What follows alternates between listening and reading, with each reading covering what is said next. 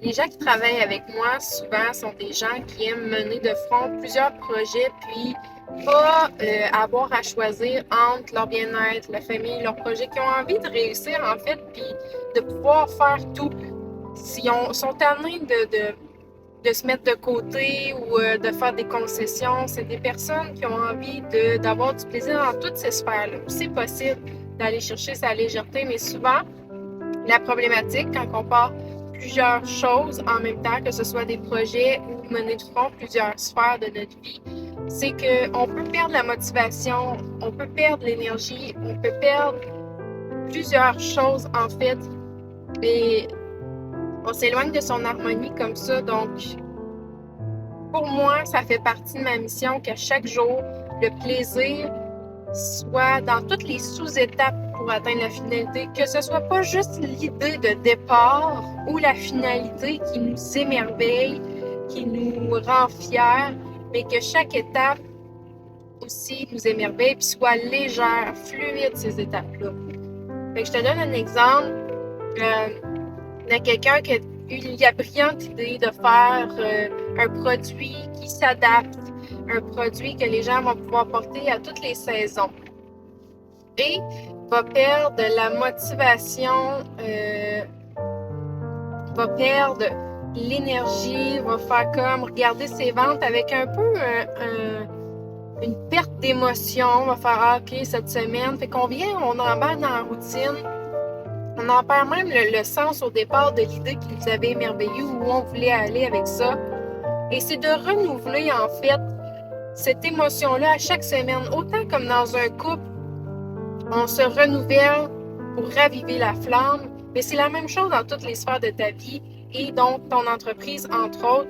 Comment à chaque semaine, je peux refaire une technique, une stratégie, mais qu'elle soit différente, qu'elle soit variée à chaque fois ou qu'elle m'anime.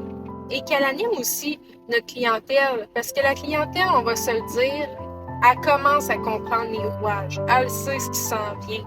Fait qu'on veut vraiment déjouer ça, pas pour manipuler, parce que ça, c'est une peur que des fois on a. C'est vraiment dans un but de répondre aux besoins, puis que la personne qui s'est peut-être faite avoir, ou la personne qui entend tout le temps la même chose, ben, se dit, donc, puis là, elle passe à autre chose parce qu'elle est comme tannée, mais dans le fond, ça aurait pu l'aider, mais c'est parce qu'on ne connecte pas, il n'y a pas une contribution, une connexion profonde qui est faite avec cette personne-là. Et je pense que autant qu'en variant ou en allant connecter à notre plaisir pour apporter ces sphères-là en harmonie, une autant que l'autre, ben ça déjoue un peu. Ça déjoue parce que wow, c'est pas à ce qu'on s'attend d'habitude. En plus, ça se démarque. On se demande c'est quoi la prochaine façon de présenter ces choses qui va arriver.